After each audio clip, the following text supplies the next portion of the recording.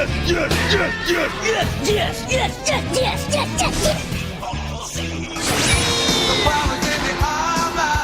incredible! It's not a cartoon, it's anime!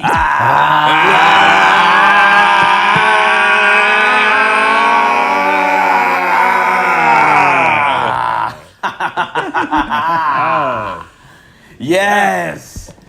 This is the third time we had to do this shit because we kept messing up. Yeah, that was bad. Welcome to another episode. Not our finest hour. Of AnimeSHUN. Yes. The squad is back. Coronavirus edition.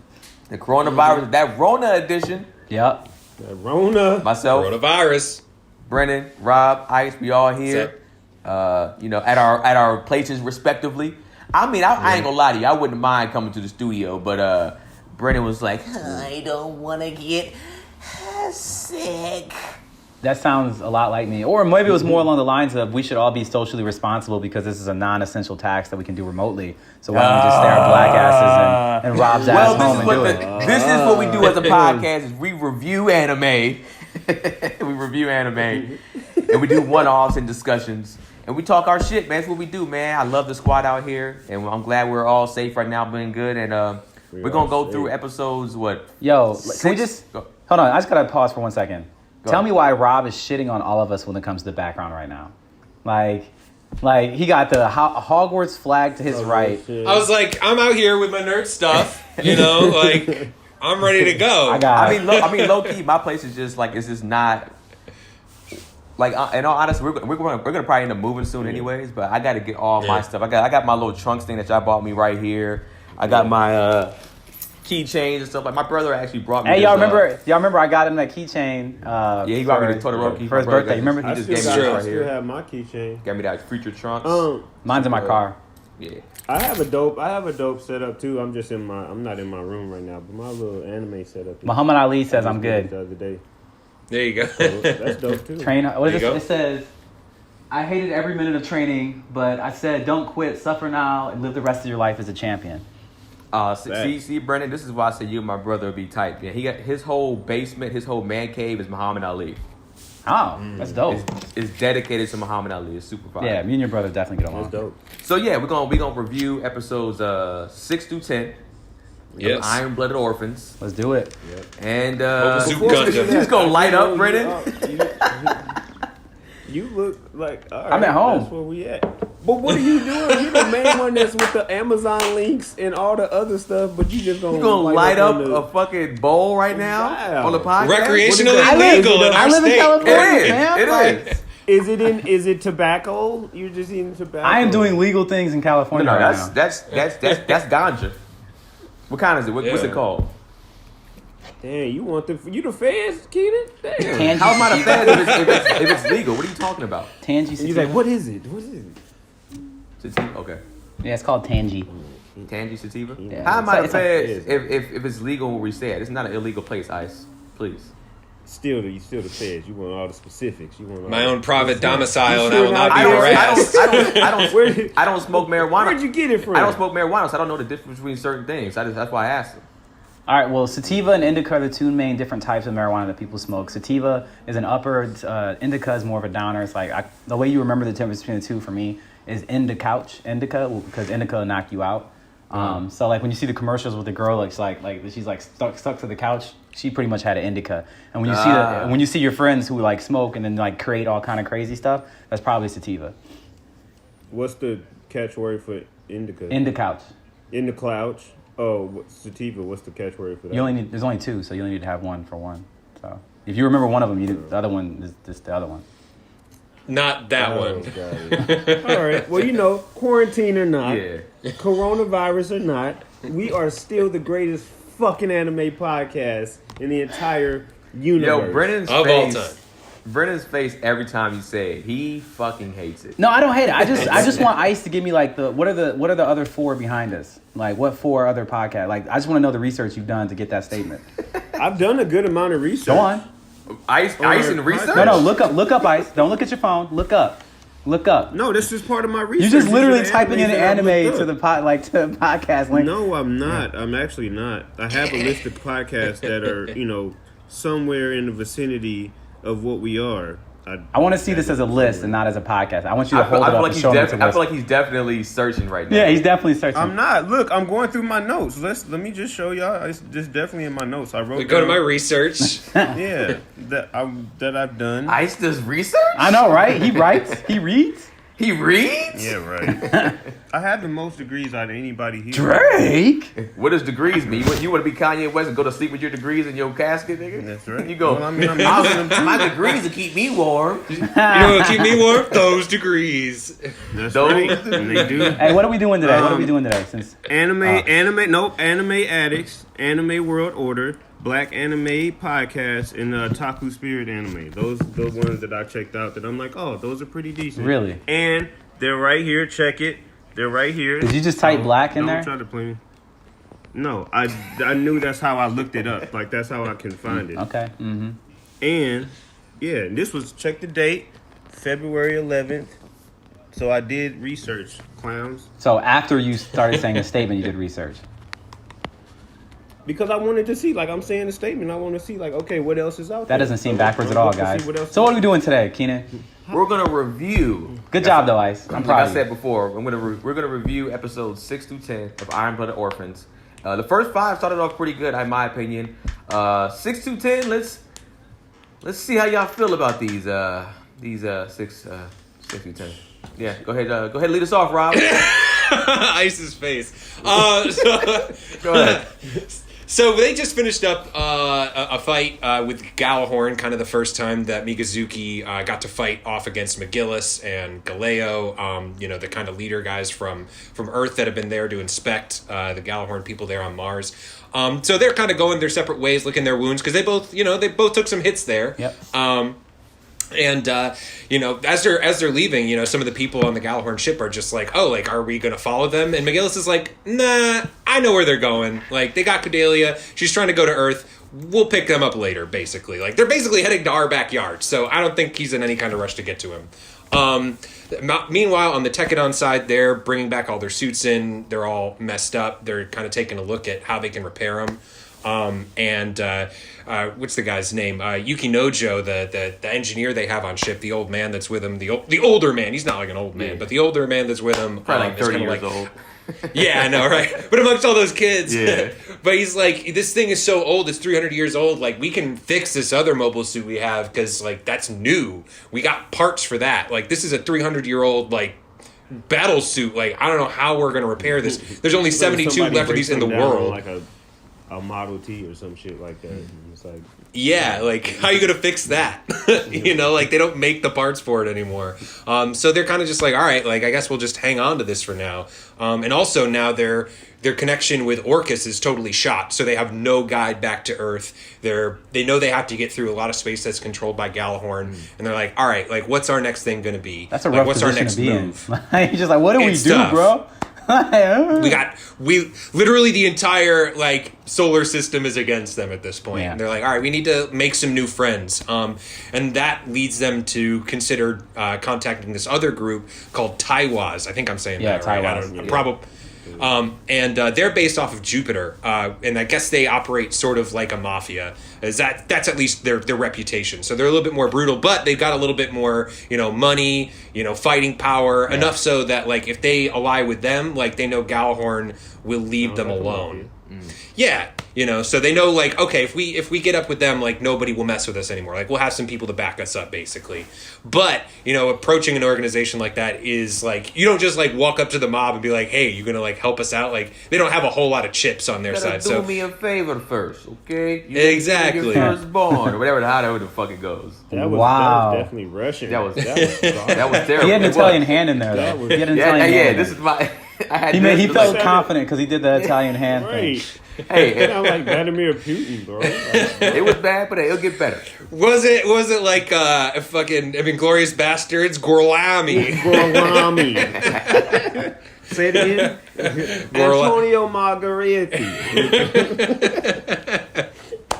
So they're like, all right, how are we gonna get these guys to listen to us? Like you got Eugene, the doubter, kind of already throwing it in Gorga's face, like, yeah, man, you don't know what we're doing. We're in over our head, but they don't want to give up the mission taking Kudelia back to Earth. This is their first job. How are they going to look as a new organization if they literally ditch their first job at the first sign of trouble? So they're going to keep pushing on in spite of that. So they've got that in their mind as their next goal. They want to try to get...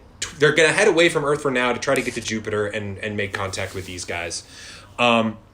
So Kudelia, meanwhile, is, hanging out on the ship, kind of helping out where she can. And she meets up with Mikazuki and Atra, who are, getting food ready together for all the troops. And at that point, she figures out that Mikazuki, along with a lot of the other kids on board, can't read. Which makes sense. Like, if they're child soldiers, like, and she's kind of surprised by this, but it's like, lady, like, they just have to survive. Yeah, like, that's their you don't remember the life. surgery they got in their backs, so that they don't have to know how Right. to read. Like, that's It's why like, they get that. it's like either fight to survive or read a book. Reading a book right now isn't that important to me. I'm Yeah. getting shot. No. I'm getting shot at. And also too, it's a way to contain them. Like if you got people that can't read or no intelligence, it's like, oh, I can really contain you and I can control you because you don't know how to fucking read. Totally. Yeah, like, how are you going to know, like, what the news is or who's there to help you? Like, all you have are the people in charge of you telling you what's up. So, yeah, absolutely. But, Mikazuki seems interested. He mentions that, like, oh, yeah, I might read some books. Like, that sounds kind of fun. So... she gets a bunch of them together and like teaches them how to read. They're like, oh, yeah, They were super excited. Can we join? Yeah, super. I actually respected that because I thought they would be like, man, I don't give a fuck about school. I mean, It's about, the it's thing about is, fight. they're experiencing something that we've all had the privilege never to experience. Is being like self-aware, being like somebody who knows what's going on around you but doesn't know how to read all the things that are all around you. And can you imagine how much of a disadvantage that would feel like in everyday life? Is that the vast majority of the things that you see everywhere, you have no idea what they say. And I've experienced that because of my travels. You know what I'm saying? So like I'll travel. Yeah. And so I'll go to somewhere like Cambodia and all the signs are in Khmer. And I'm just like, it looks like gibberish to me. And that's what everything looks like. That's what their whole life looks like. You never had like anxiety living that way? You said Kamai? Yeah, Khmer. You never had anxiety living that way in Brennan? Like when you go to like those places being like, this is like overwhelming. Or do you always have a guide? I'm just more intrigued with like being in a new place, to be fully honest. Like I don't get anxiety about like not really knowing where I am or what's going on, because typically I go to places for good reasons. So like, my first time traveling out of country, I went to go make a project that I had a whole team of my friends with me to do. And then every time I've traveled after that, like 90% of the time is either to visit somebody or for work. So it's just like, I can't say like I just showed up somewhere and just like, I have no purpose and I can't read, like. And on top of that, a lot of those countries, unlike America, like they know how to speak English. Like they, unless you're going in big cities somewhere that's like Big on city, the, yeah. like, big cities, people they speak English, or even if it's a broken form, like they're a lot better with their second language than we are with any second language. Yeah, really. they. I would say that if you go to any service industry anywhere in the world that has anything like 3-star and above, then people are probably going to be speaking English at some point. But at the same time, I've done that, but I've also gone to like into the jungle, or as you guys know, or I've been like, like hanging out and living. Like I lived in Cambodia for a few months, and I wasn't always in a big city. I did not learn any of the language because it's so different, but. It's just crazy just to be like, because I was driving around like on a little moped and just like, you can't read any of the street signs or anything like that because they're all in a completely different language. You just got to know. You just got to, if I didn't have Google Maps, I wouldn't be able to drive there. You know what I'm saying? So these guys are 100% street smart and 0% book smart. That's all it is. Yes. Oh, yeah. Yeah, I mean, it seems like some of the kids are able to read because they had a little bit of schooling, because there is a practical application to this as well, is that like Mikazuki can't help out with the maintenance of the mobile suits or the ships at all because he can't read the diagnostics or any of the instructions on how to repair shit. Yep. So he's kind of just useless as far as like repairing the ship. So that's another reason he wants to join or learn how to read, is so he can be more useful. If he wasn't so dope in battle.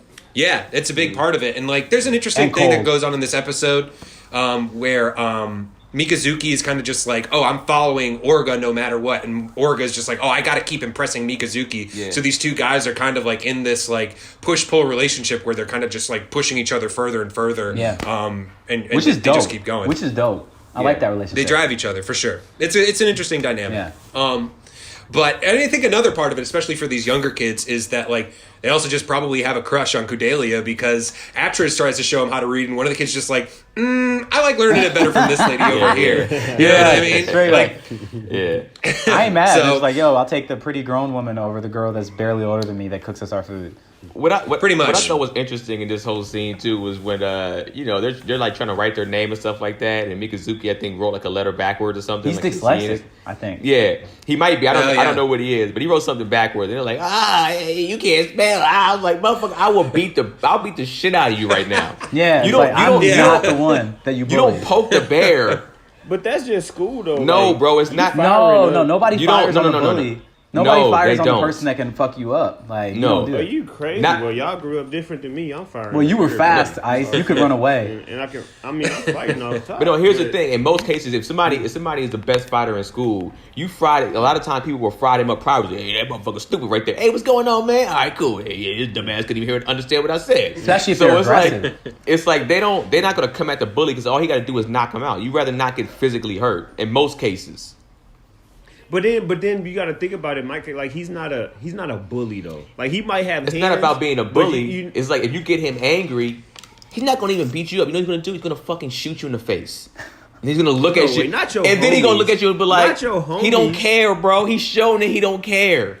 But He cares about his people, family, though. man. I Yeah. agree with you to an Okay. extent, Keenan. I Okay. think you, Like that's you like crossed y'all the line, firing me fam. up. I would never be like, "Oh, I'm gonna shoot Brendan in the face because he talking about my lip or something like that." Like it would never get to that point. Like it would never be that. Like so, then I think if it's just randoms, maybe, but just not your homies though. Yeah, I think with you got to that. gut check one of them though to check. Yeah, check yourself, bitch.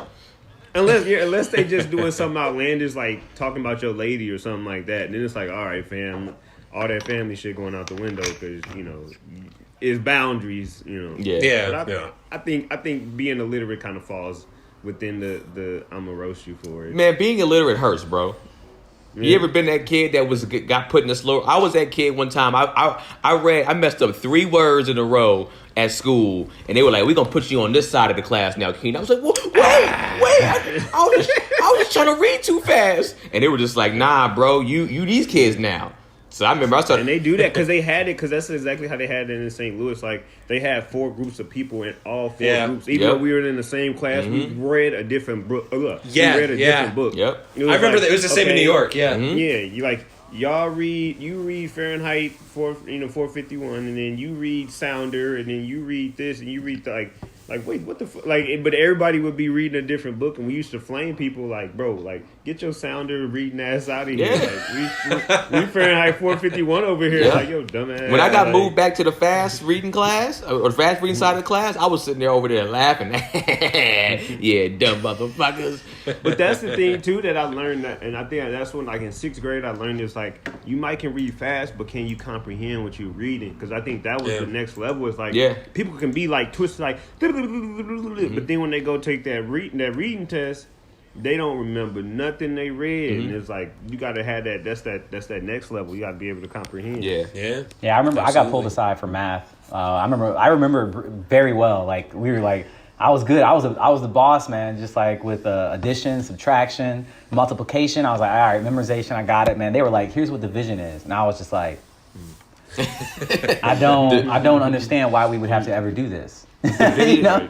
Division put a monkey wrench Yeah. in my life. That and fractions put a monkey wrench in my Yeah. Yeah. life. You know Fractions, what's so oh my funny? God. With the quarantine, I'm back in Arizona. So with the quarantine, I've been having my son with me, and they just started up the virtual classroom stuff. Yeah. And I've been helping him, and he's in the 4th grade, and I've been helping him with his stuff, and I'm sitting there like, fam, what is this? I'm like, dog, like, turn this decimal into an improper fraction, like. What? Like what? I'm like, bro. Like I have to check myself. Like, yo, you went to school. You're a smart guy. Don't let this intimidate you. Like, You got those I'm all degrees, man. Yeah, Come on. yeah, all those degrees. Yeah, that's what Find one of saying, those bro. degrees to help your ass out. that's hilarious. You could low key probably go on YouTube and figure that shit out better. Oh yeah, I was YouTube University. How do you do improper fractions? I was like turning 3.25 into an improper fraction. Like, Oh yeah. Oh, that's funny. 3.25, But wouldn't that be 3 1/4? yeah, it's 3 and 1/4. You're a fucking asshole, Brennan. Like, Is that just? Hey man, I'm here in the spirit of your brother Keenan. Make sure he listens to this episode. That was 100% his reaction right there. That's he would have did that exact I'm thing. here for But it. you said he's a math whiz too, huh? Yeah, I am not he- a math whiz. I will say that I am not. Like I am not a math whiz. I was cool. No, I always neither am understood math up until like algebra. I got all the way through algebra, like advanced algebra. I was like, all right, this is tough. I don't understand why I'll ever need this, but whatever. And they put me in trigonometry after that, and I was just like, Trig, that's what got trig and pre-calc. That's what messed me. I was done. Honestly, to be honest with you, I changed my whole major because of pre-calc. I got like, a 0% in trigonometry, like 0. Yeah, I did. I can I was feel that. okay with trig, but that pre-calc that messed me up. Once I was like, oh, I want to do this, and you gonna have to take more of this to get this degree. Nah, fam, we switching it up because I'm not doing pre-calc for the rest of my life. Nah, not at all. Nah. All right, where we at, Rob? Where we at? So there's some of the kids are learning to read. Atra's kind of getting dogged on a little bit, where they're just like, "No, we don't want to learn to read from you." But Mikazuki's throwing her a little attention, so she's doing all right. Anyway, back at Galahorn, you got McGillis kind of like looking into his enemies. He's trying to get to know who Tekadan is. So he brings in Ein, one of the only commander still alive from that initial attack on CGS. He brings him in, and he's just like, "Listen, I know Coral tried to like cover that shit up. You went on a mission. You tried to attack CGS. Tell me what happened." And he tells him basically the whole thing. Like, yeah, we were fighting kids. This mobile suit came out, and that guy moved like I've never even seen anything like that before. Like, and I think he maybe even touches on the system, the AVS system that they've got, like that allows Every them to time like. somebody says that on the show, like somebody loses their shit. Yeah, Like AVS, like yeah. It seems like it's really def- intense, like in old Yeah. school. yeah. For sure. Yeah, it's definitely a super intense surgery, but it seems like at least commonplace enough where like all the kids that are in Tekadan most of them have seemed to have had the surgery. So it's Survived at least it. They're all the survivors of the surgery. Yeah. It's so messed up how True, they yeah. have the culling of all these kids. Like these kids are the strongest of the strong because they survived all this shit to get to where they are. Well, Yeah. I feel like this with their fight, I feel like it was kids from the hood and kids from the suburbs fighting.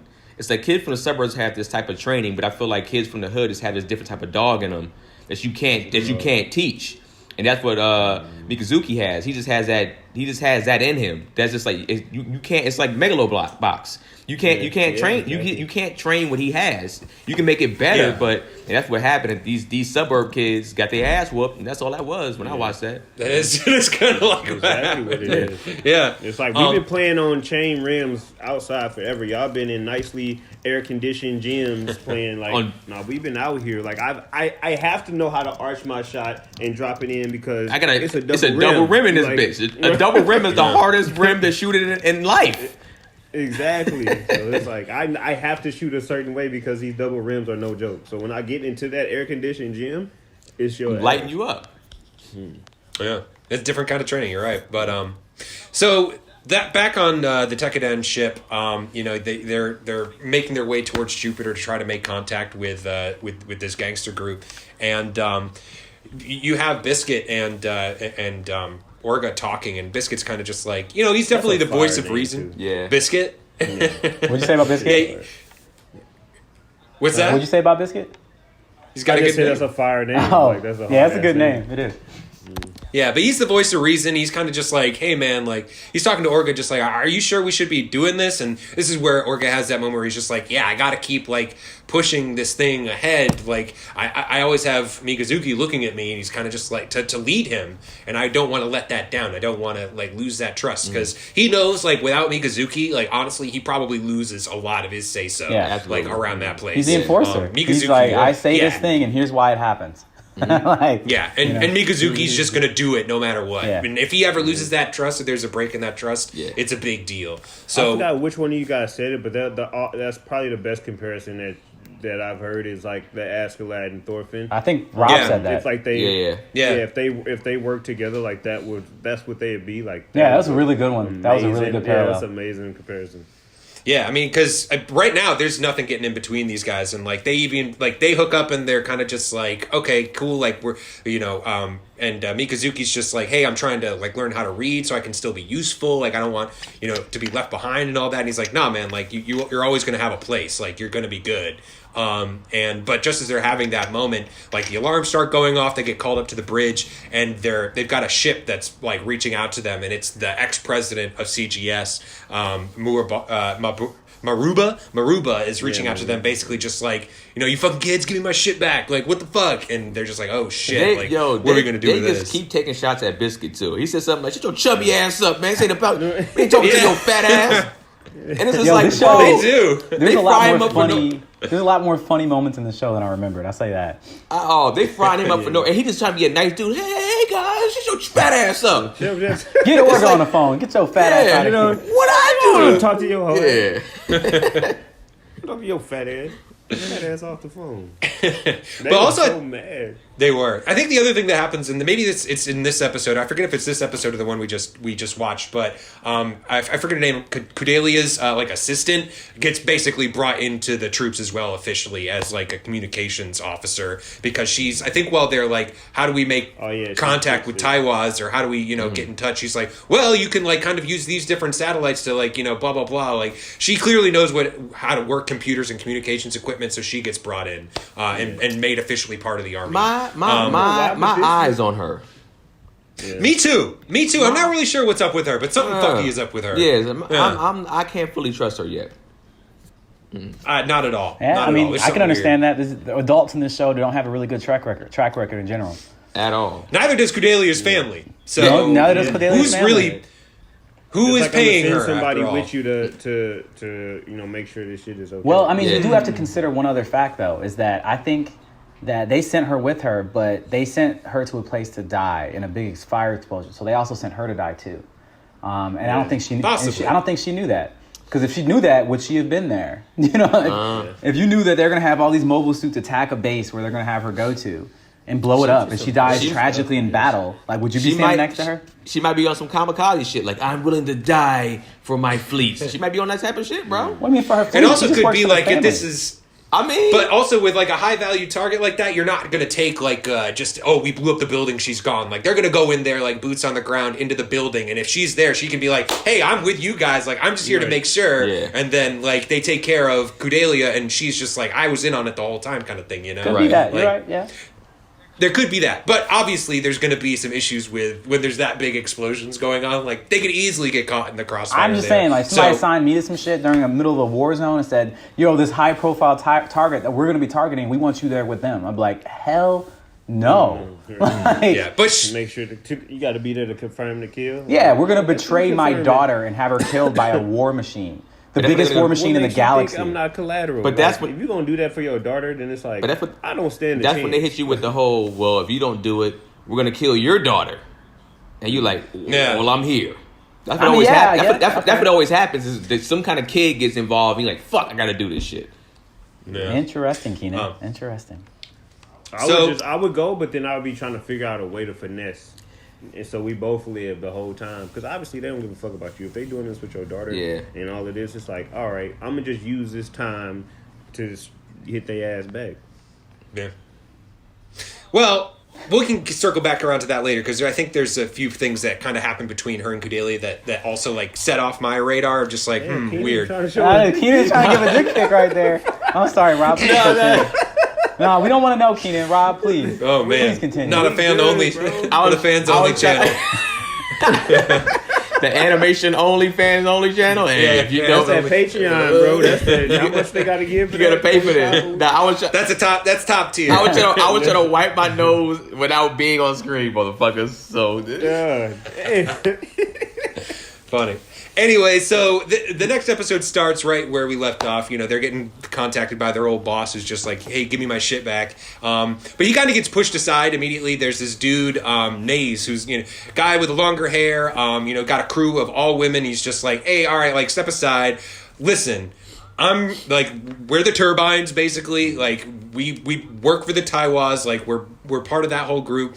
We picked up Naze here. He was working for us down on Mars. I found him like drinking himself to death, like in a bar somewhere, saying he was like all out of money. Character in every anime ever, like you can take him out of that anime and put him in another anime, and he would like. There's always a character that looks like him. Oh, For sure. Oh, have we seen our Kuwabara in here yet? Not yet, right? No Kuwabara this far. No Kuwabara. I don't think so. Okay. No, I haven't seen any, but I'm sure there could be one. Yeah.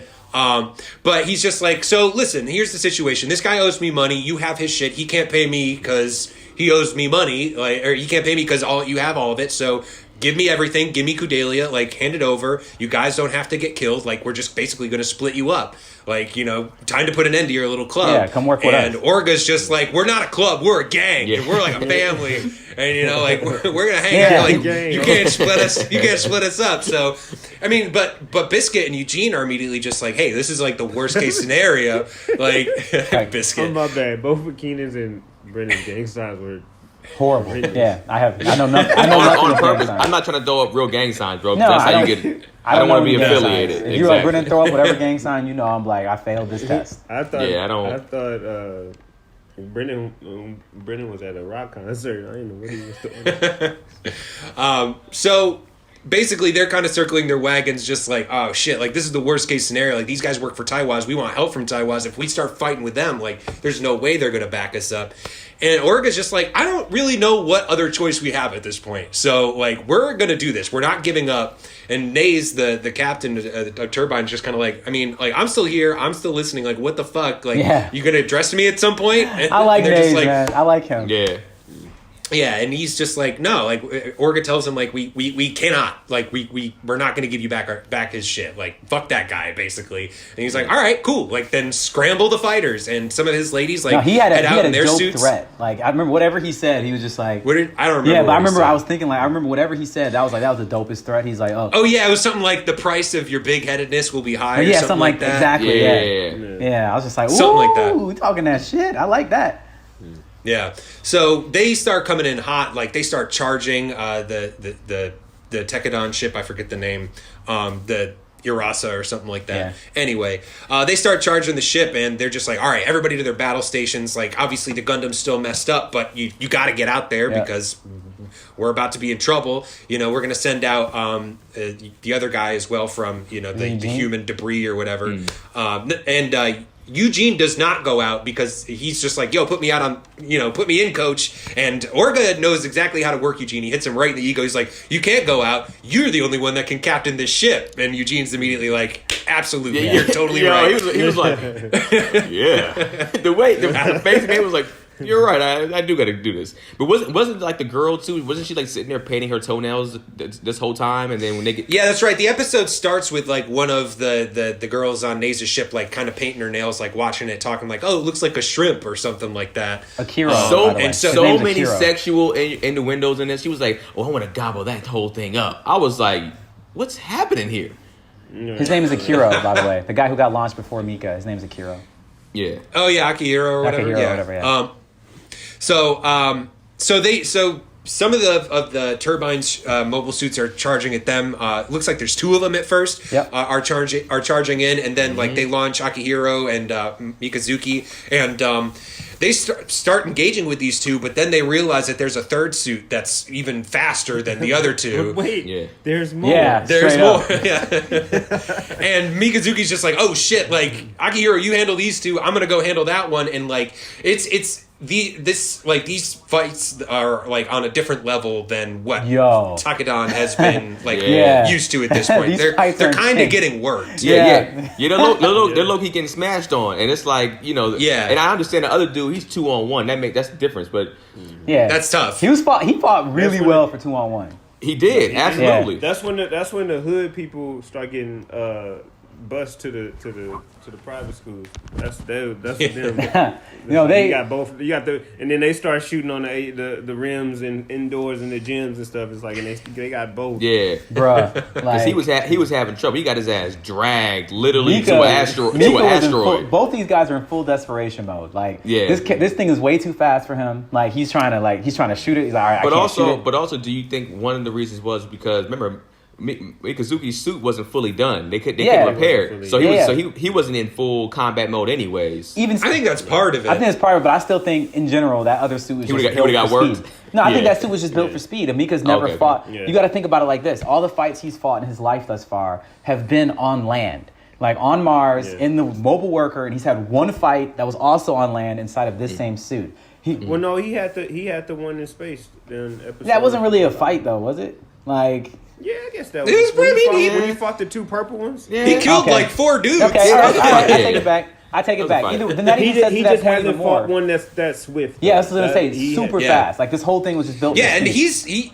he's shook for the first time too. Like he's saying shit like, Yeah. "Oh my god, like this won't end. Yeah. Like I can't." Like he's having problems Yeah. like with Which this is- That's fight. how people felt about his Gundam because he be moving and stuff, and they're like, "Bro, I can't." Yeah, kind of a taste of his own medicine Yeah. for sure. I really like this. I really like this episode a lot. I really like this because he's not invincible. Right? Yeah. They didn't make him They didn't make him like the first 10 episodes to smash and cast brains, and it was like within the second or third real battle, he's like, "Yo, I'm having some issues I here," have things to learn. He's on his Yeah. heels for sure. which I Yeah. really That's enjoyed. good. Yeah, And what I also like too, and what's the girl name that was painting her nails? What's her name? I forget. Yeah. Uh, But I'm I'm always looking a at 3 fan- names here. I don't know which is which, to be honest with you. I'm always a fan of the people who are just like super goofy, but just be about They their work. bout Like it. Keenan and I was Yeah. talking about that in Demon Slayer. Like one of the demons, one of the upper moons. He's so goofy, but like he is nothing to be messed with. Like he is Yeah. a dog. Yeah. So it's just like those. I've always loved those characters that's just super carefree and super easygoing. But when it's about that action, they get to it, and they talking shit and being silly while they fucking you up. yeah. Like, Yeah, and so Miyazuki is having a lot of trouble. He manages to like finally like hook on to her, and meanwhile you've got Aikihiro's going toe to toe with the other 2, and they're busting him up. Like his suit's getting crushed up, but he's getting in there and just like, all right, I'm taking the blow, but like taking the blow to give a blow. Like he's trying to at least like keep it even, but he's slowly like getting outgunned. Meanwhile, on the ship, the Isarabi, they're getting chased, so they manage to like fire off a couple like smoke bombs and like give them some cover. At which point they like zoom right over top of This part was the Hammerhead ship. intense. Like, Yeah, and like it seemed like on the Hammerhead, they're panicking like they're going to get rammed, but the Isarabi makes like a move at the last second, goes right over super top dope. of them. And it just barely And, dodges. It's like almost scrapes them and then flies by. And they're just like, oh, that was ballsy, but it doesn't mean shit. They flip the ship around and they come up behind them like, all right, let's light these guys up. And then there's like, boom. Like, what was that explosion? What's going on, guys? What Explosions happened? on their It's ship, on our yeah. ship. So I want to ask y'all: does ship battles? Not talking about the Gundams, but just the ship moving and all of that stuff. Like, do y'all guys get excitement out of that? I do, actually. I thought that shit was dope. Like, when they did the smoke screen thing and he came at him, and the way they showed it, it was just like, yo, like, first time seeing this, I was like, they're going to ram him. Like, what are they thinking they're going to do with the ram? They have a smaller ship. What are they doing? And then they passed by, and I was like, are they just trying to get away? And that's what they thought, too. It was like, I think they're trying to get away, and they did it just by going in the exact opposite direction and hitting the engines full throttle. It's like, we can get away from these guys. And then I was thinking, like, well, how's Mika and them going to get back to them if they just dipping out? And then it was just like, oh, wait, there's more. So, yeah. Go ahead. I like that kind of stuff too. Like personally, like obviously I'm a Star Wars fan, and I mean the lightsaber fights are cool. But one of the things that first got me into Star Wars is like those space battles, like all the ships like zipping all over the place, shooting each other down. Like, and this isn't quite like that fast paced, but I it's a similar thing where I kind of enjoy that. I even thought this had a clever thing where they're like, oh, bring the bridge down, and like they kind of have that armored. Like, oh yeah, like you don't see that on a lot of other like sci-fi shows. Like the bridge is one of the first things that's like always getting blown up and everybody just goes down with it. So I was like, oh, that's a clever like little thing. So Yeah. it's a cool. I think there's a little bit of tension there that I like. I mean, are you not feeling it, Ice? Usually it'd have to be like Star Wars level in order for me to enjoy it. But I did like this one. Like if you explain to me like, yo, this gonna be some bullshit. Like when I was about to watch the scene, I'm like, okay, I don't give it. Like I barely care about the mechs fighting, but then I'm like, I really don't care about the ships fighting. But then when I saw it, I was like, oh, okay, this is actually pretty like. Yeah, it's I like, it enjoyed feels like strategy. Like, I like watching like battle strategy happen. Where it's like you're seeing people playing chess with each other, just like, yo, we're definitely undergunned and undermanned on this, so we have to like outmaneuver you. And that's what they had to do. And like obviously Orga, he knew. He had a plan right from the beginning. He's like, yo, guys, if we're gonna win this, there's only one real way to do it. Like, we're not gonna ever be able to defeat their ship and all their Gundam. Like we're not gonna be able to do it, so we gotta figure out something else. Yeah, he's playing with guts, Yeah. basically. He's just like, yo, nothing to lose. Put our manhood on this table we'll see how it measures, kind of I thing. mean, he's low key for a young guy. He's outsmarting a lot of people. Oh yeah, He's for super sure. smart. This is a ballsy but also a smart ass move to do.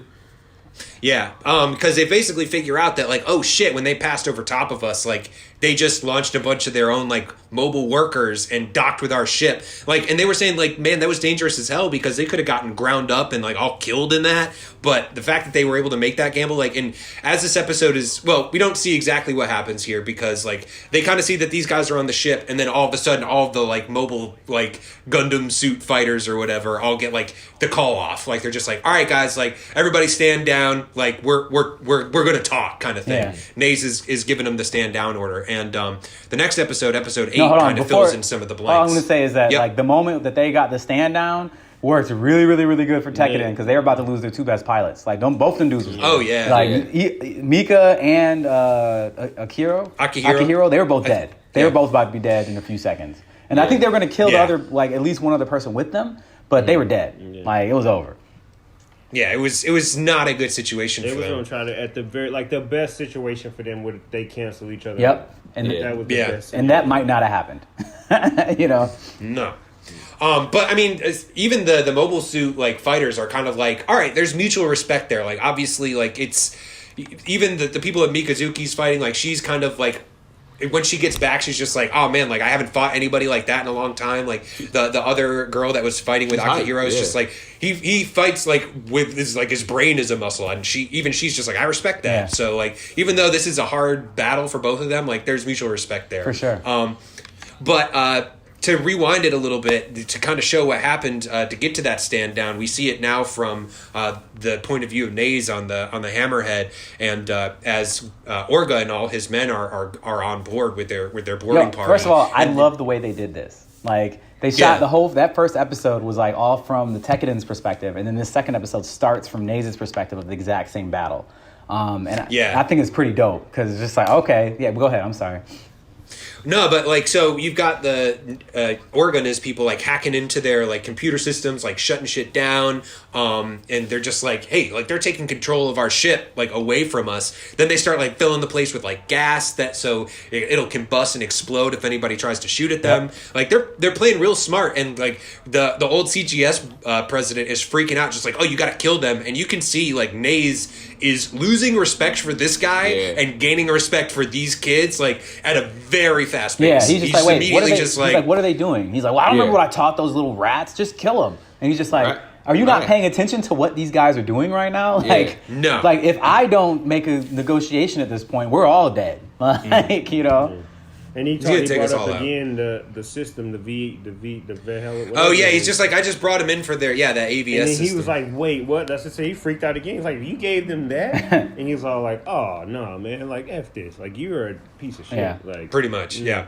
And so Orga finally fights his way to the bridge, and he gets there, and he takes control, and he is about to execute the ex-president, and Naze is just like, all right, don't kill him. Like, let's talk. I'll hear you out. Like you basically, you've earned my vote. I'll listen to you. You've earned my respect. You've earned my time. How can we talk? Yeah, and so everybody like, even Brennan shit. You've earned my time. You've earned my time. Yeah. Now we can talk.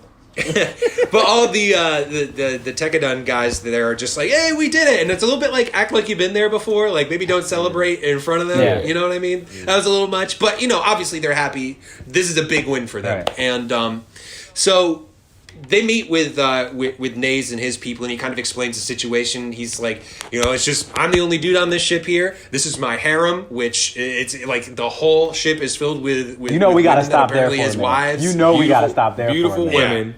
women, and first of all, his main one with the big scar on her, bad. Yeah, bro. Bad. Bro. Even my girls, he stepped into the screen a little bit when I was watching.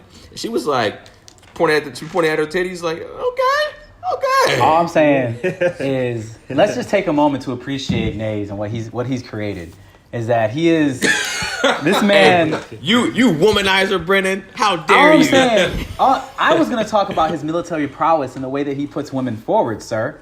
Okay. Because normally it looks like these. Like Black Panther? All I'm saying is like you look at CGS, they weren't allowing any women in the military. You look at Galahorn. Have we seen any women fighting? The only women that we've seen out on the battlefield were because of this guy, and they were formidable, more formidable than anybody we've seen from Galahorn so far. So this man has built an entire fleet as one of the most terrorizing fleets of fighters, and his ship in the galaxy, a part of one of the biggest gangster organizations in the galaxy, and is one guy who is sleeping with all the women on an entire ship who are all these Amazon warrior warriors. Some are children and some are his children. They're all his children. All of them are children. All the kids. Well, he's not sleeping with all the women.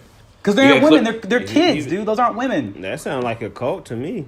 All I'm saying is they seem. It's a little bit like a cult. They seem happy to me. Sure. They seem happy. They seem like they chose to be there, and they seem pretty self-empowered. So do a lot of cults. Yeah, right. In the early days. Well, you get manipulated. You got to remember, Brennan. This is on some pimp shit too. Like pimps do this all the time with women, and they be like, "Well, I want to be here with daddy," and it's like, "Nah, bro, it's the power of this." All I'm saying is he is a powerful individual, no matter how you slice it. Because I could not survive in that situation. Oh hell no! Well, we know that. But here, you know what's crazy though? I have to respect this. This reminded me low key of Floyd Mayweather. Like Floyd Mayweather has a whole bunch of just different women, and he has. Can y'all hear me still? Yeah. Yeah. Yeah, you're just boring, but go on. No, I thought it sounded like we shut your bitch ass up. This is kind of like how this is what it reminded me. It was like this kind of like this powerful dude. Not saying he like would you do that? Like would you be like, all right, if you had the option to just have a bunch of women to have your children, you could take care of all of them. Would that be a big deal to you? Or I think it's like, or would you want to be monogamous and just have one woman? I think I'm looking at Brendan's face right now. Yeah, hold on. I want to see his face. I've been on the Wikipedia page. Oh, okay. Yeah. But he looks like he's really thinking about it. I think too, it reminds me of Black Panther. Like his whole fighting, all his fighters was women. Like, but he wasn't sleeping with all of them though. But I mean, no, that's just his honor guard. Yeah, but necessarily sleeping with them, I don't know, because it just depends. I feel if everybody's cool with it and there's no drama behind it. That's what this is. Yeah. This right here. He literally has an ideal situation right now to where all these women are all there. We get to the scene at a certain point where it's like they're clearly all cool with it. Yeah, I think if that's the case, then there's no downside to that. I think the only way that there'd be a downside if there is drama or somebody plotting. But if it's like really peachy on the surface and internally, then let's ride. Do you have enough? You have enough energy for all these women? I mean, you gotta pencil them in. Shit. You gotta schedule. Shit. I'm young. I got rounds on me. Let me tell you something. There's a scene in here where he don't have enough energy. She was like, "Come on, let's we can go down to the what's it called?" And he was just like, "Look, stop. Like I need fucking time." Yeah. Brendan, go ahead. I mean, we talked about that before. Yeah. Meaning like if you taking me as right now, I'm going. Yeah, in my 20s, I'm going for it easy. Brendan, I saw you smiling right there, man, the whole time. If this situation that you can have a situation with all these women and they're all cool with this, they're like, yeah, man, like look. Well, the first thing you have to examine is that you can't just have that situation and everybody being cool with it. Like you have to build it in a very specific way. You have to have excellent communication. Absolutely. You have to have excellent communication. You have to have a very clear power structure, and it has to be done really, really well done. And it will take a lot of time and a lot of energy. To be honest, if out of all four of us, I feel like Brennan would be the most successful at executing this. Rob knows more about my love life than anybody else here. And I'd say that flip a coin. Like either I'd be really, really good at it or I'd be really, really trash at it. Rob's going to probably say I'm going to be really trash at it. Yeah. That's fine. I feel like, because I feel like Rob... I have no ground to stand on. I feel like Rob wouldn't want to do it. No, Rob is not that kind. Rob's not that kind of guy. No, because this is the most unbelievable thing I've seen on this show so far. This is the fakest shit Are you serious? on a show full all of... the shit that's happening right now. Yo, This is the most unbelievable thing. That's real. That's real. The fact that they're all getting along on this ship, that shit is fake. Wait, Rob, hold on. Rob, let's back that statement up. So these Alia, Vinyl, whatever engines that have limitless power and capabilities that power these machines and these ships, all that. So we have that. We have these kids having these systems hooked up to their spinal systems to be able to control these mobile suits flying and fight these wars. You have people. We have humans' ability to travel humans throughout. living on Jupiter. We have humans living on. We have a base on Jupiter, fam. A base Yeah. on Jupiter. We have people I don't all through care, the galaxy. 300 years in the future, we're not going to be on Jupiter. And all I'm saying, like, no way. all I'm saying, Rob, the most unbelievable thing to you is that one man has a bunch of women that he's sleeping with. Because there's never been like a Genghis Khan before. No. Obviously, listen. Obviously, I'm using this for comedic effect. Oh, no, you're But, not, Rob. like, no, you're not. No, Rob, we gotta stick to check this with shit. you. We gotta check with you, Rob. All, Like, you all, never this, know. all this building women, you can't say that. I'm engaged. All that shit out the goddamn window right now. Yeah. No, because listen, do I think that could happen? Of course, but do I think that it's going to be like this hunky dory situation like it is on the ship? Fuck no. That's the part that I find that's the fantasy. That's I not You real. can successfully do it with maybe three successfully, and 3 is pushing it. I've seen it done successfully with 2, but 3 is like the max. But as many as he got, that's at least how many would you guys say he has? Like 10? He's got enough to staff that whole ship. Yeah. He's married It's to all hundreds. of them. It's hundreds. And that's the thing It's about got to it. be at least dozens. Like Brennan said, because there's a clear power structure, at least with one girl. His main girl that's up there Right. with him, she's clearly the head bitch in charge, whatever you want to call it, Like, right? how is there not a coup? Head woman in you charge, would think sir. they would have a coup. Head woman in like, charge. The statement of, I mean, look, man, Meg the Stallion calling them bitches out here, right? So that's all I'm saying. But what I mean is, it's like one's gonna have, and you can always have one woman out there that's gonna be like, look, I'm not feeling her up there. She going. I agree with Rob. I agree with Rob in the sense of like, you can't have that many women and all of them be on the same accord. It's just not possible. I'm just not saying you even can't have women. that many- I don't think People in it's general. attitudes, People in general. all those attitudes. And when I say attitudes, I'm not like saying the girls get mad and stuff. Like people in different- general. Like we, all 4 of us have different attitudes. Like we approach stuff differently. So it's like somebody say something the wrong way. Like, hey, pick that shit up. And it's like, wait. You could have just asked me to pick it up, but you just talking to me like that. Like you got a boss up on me. Like nah. Like there's gonna definitely be a coup. Like for sure. Yeah. I don't. All the bottom level bitches is gonna coup. Gonna try to take Women. over the top level. Yeah. Thank you. No, I was gonna. The only thing I'll say is that I would agree to a certain extent because the way that you just like, I don't know, like I guess the connection, the sensuality, the sexuality of being involved with it is really what complicates it. Because otherwise, it wouldn't be a big deal to be like, yo, we have a military structure and all these women are in this military structure, just like the men would be. No. There'd be no problems. Right. So I don't think, but even vice versa, I don't think there can be a ship full of dudes and one girl. Oh, hell no. That will never. No dudes are gonna be like, if you even just us four. If Rihanna was like, I got all 4 of y'all in rotation. It's like, Rihanna, you bad, but you can't have my dogs. All 4 of us in like. she could have me. That'd be fine. I'll be in rotation too. Yeah, No problem. I'll be in Wouldn't fight rotation. it. It's fine. 'Cause That's I'm gonna have my thing on the side too with Rihanna, so it wouldn't matter. Really? Yeah. Rihanna. If Rihanna called What me about- right what- now and said, "I want you part of my rotation." And she hitting all 4 of us wrong. And then she said, "Yo, Wait, Keenan, why are you just adding stuff to it? Like Yeah, nobody said yeah. anything about that. Raw dog." And then hold on. And if Rihanna called me right after that and said, "Look, I just hit up Brennan and I added him to my roster. I want to add you to my roster." I'm gonna be like, "Cool, hey Brennan, I'm on the roster too, my nigga." I'm We like, good. yo, we out here, bro. We out here, bro. Rihanna. So then what if she like she come back the next week? I got Tony, I got Cam, I got Tony Baker. Yo, we I all got- out here. Yo, we all out here. We all with Rihanna. Yo, you remember that thing she did? Yo, she did that to you too, bro. But that's where issues are gonna happen because they're gonna be like, "Yo, she don't be doing that with me." To me, That's what right. I'm saying. Like, Yeah. out of sight, out of mind. A bunch of my friends? No fucking way. I Are you do. kidding me? Bro, Proud I to don't have it. normally. I agree with all y'all, but we talking about Rihanna right now. Like normally, Yeah. yeah, I 100% agree. All right. This You ain't mess with any my friend, regular- but this ain't any is regular woman, Rihanna. yeah. Because for me, like Exactly. if I get to have this wonderful experience with Rihanna one time, like goodness, I'm just happy right there. Like I don't do whatever. Like it's good. Like it can end after that. Like yo, my grandkids gonna know. You know what I'm saying? Like Oh my god. like yo, guess what Grandpa did one time? Woo! So there wouldn't be no amount of people that she would call you and be like, all right, I added this number to the roster. I'm gonna make my call to my auntie who works at Trojan and be like, "Yo, how safe are these again? We good. Let's go." At the end of the day, when I'm messing with a chick Anyway. that's bad, I'm already assuming that she has a roster full of dudes. So it's like I'm not sitting there Just thinking about them. That's all. I will be on that bench. Like, would you like this bench warmer, cleaner, perhaps? Would you like some water, guys? Anybody else need some water? Like, we out here. After this guy finishes, he goes, Brittany, let me squirt some water in your mouth for you. Nah, man, I'm not joining a stable and offering to clean shit. Like that's not a good. That's not a good road. That's not a good. I would be robbed with it. I'd be out of sight, out of mind. I don't think. Like, let's talk about. I wouldn't. I just want to be scrolling the gram and maybe see you at the Met with Brendan. Like, okay, all right, y'all. But I don't want to just be like, Yeah, I get that. Moving on. Anyway, so he explains Naze explains that's the situation on the ship. Yeah. Jesus.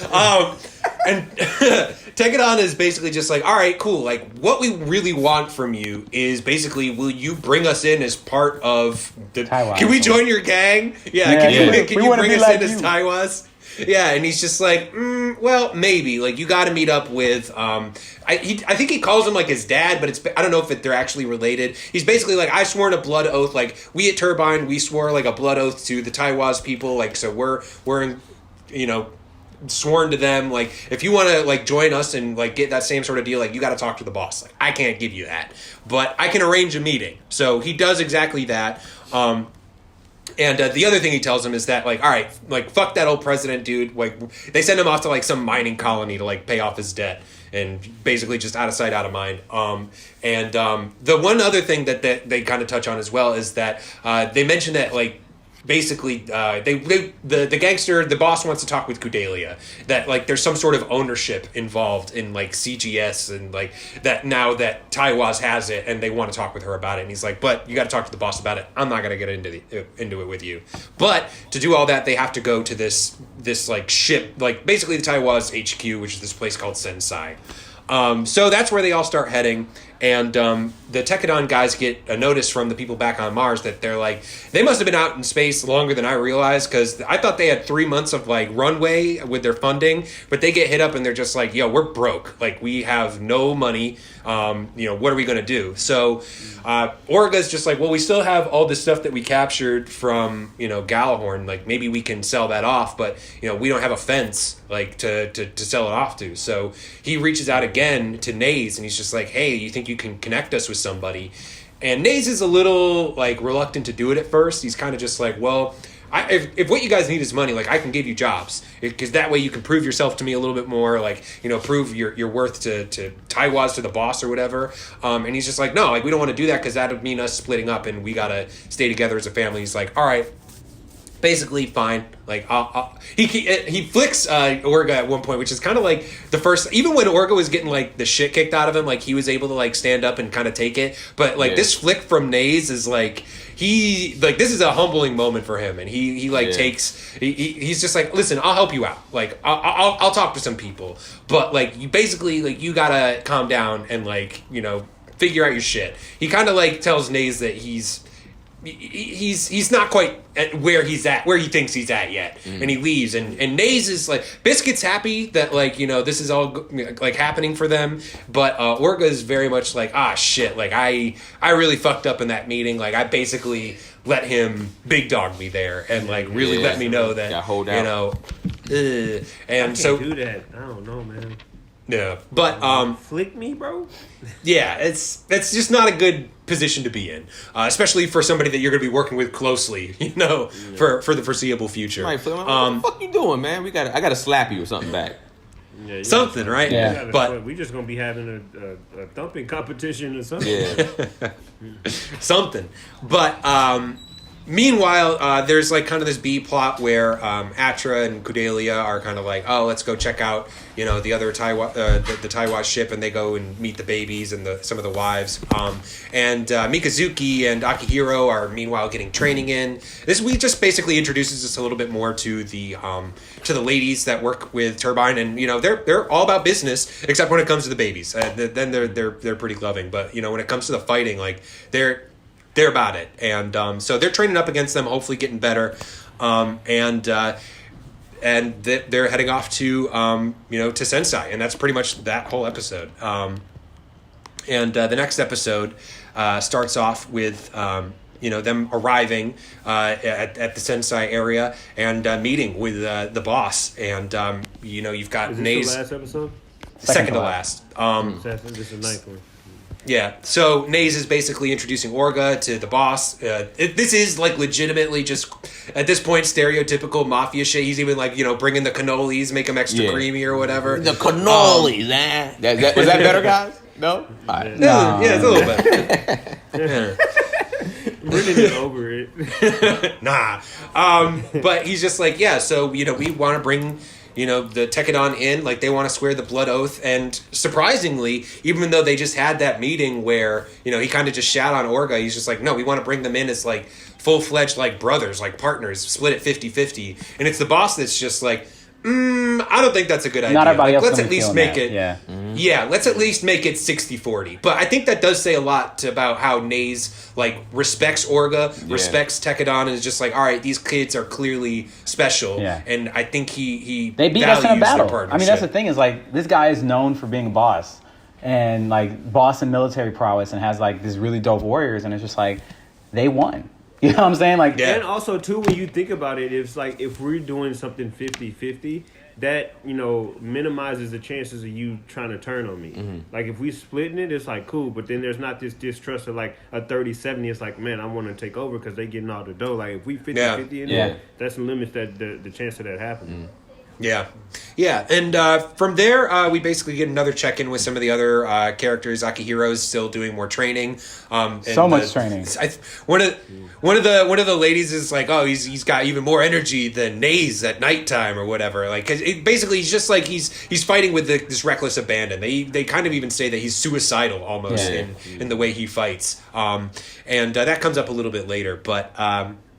You've got Atra is kind of cooking with some of the other women and like learning some new recipes, and one of them is trying to give her like a lesson on men, like, and we get a little bit of their perspective on like, oh, like Naze just has like a lot of love to give, and like a man is measured by the amount of love he has, and Atra is much more just like, I mean, I'm good, like I'll whatever. I'll take the biscuit. I won't take the because she's just like, what do you want? Do you want like the stale piece of cornbread that that to yourself, or do you want like a piece of like the succulent meat that everybody can share? And she's like, I mean, I'll take the cornbread. Like, I never even had meat, so that's fine. And she's just like, you're gonna make a great wife someday. Like, you never miss what you never had.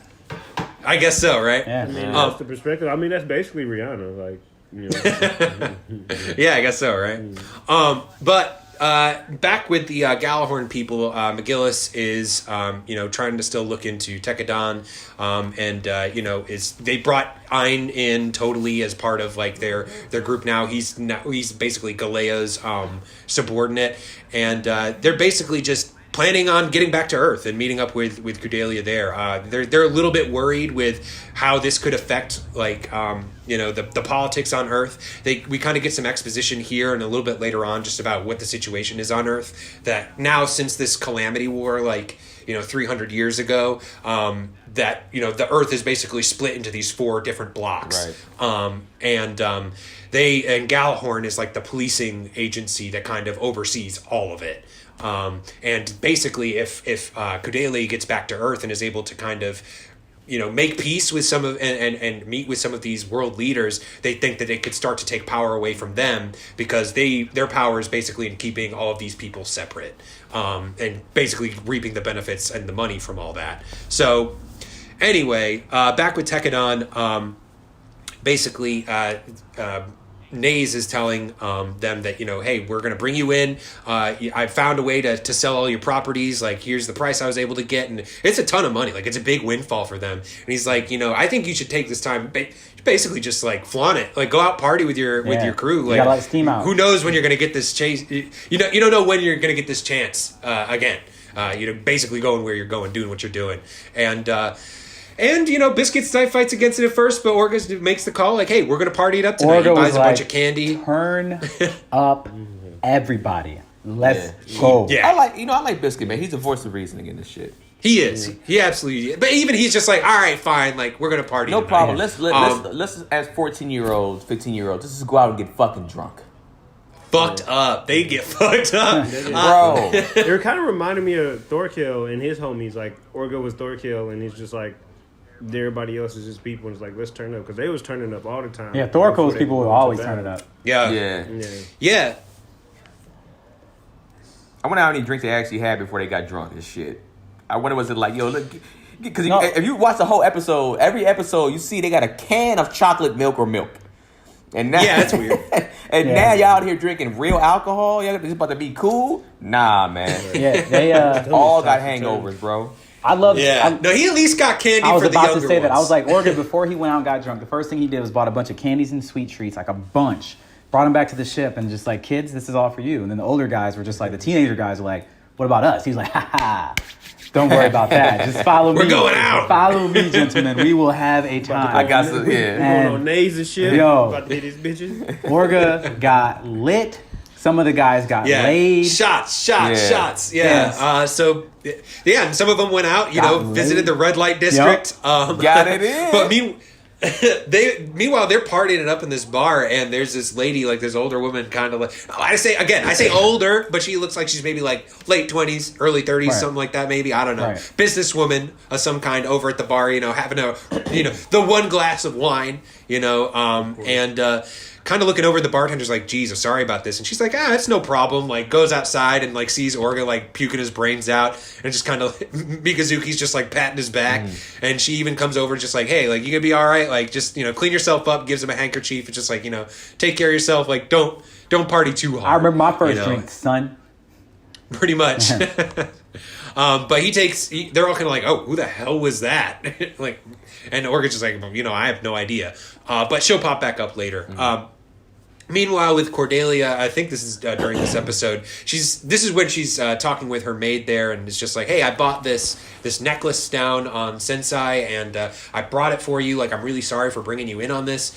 And the weird shot that we see with the maid later is she's just like, "Oh, like of course, like I wouldn't think of not doing this. Like it's my duty." But she's not wearing the necklace. She's like looking at it, and it's just sort of like, sort of just taking it in. It's weird to me that she's not wearing it, number one. And the other thing that makes me suspicious of her is she keeps talking about her duty. Like, and again, that brings me back to like, all right, like who's really hiring this woman? Like, who's she really working for? Yeah. Like, maybe she did know about this because like she works with the parents and that's her duty. And even if this is like an awful thing for her to do, like she just sees it as her job. And clearly we've seen the people on Mars are desperate. You know what I mean?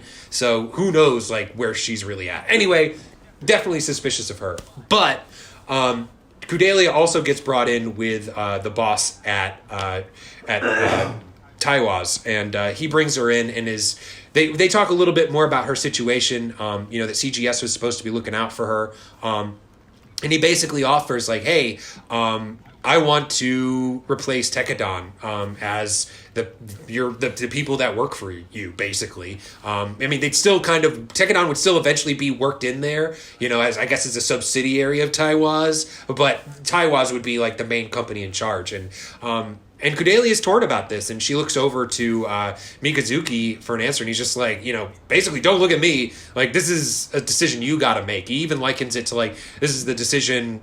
This is like my first kill, like, and everything from my life has been different after that. This is this moment for you, and so I can't make that choice for you.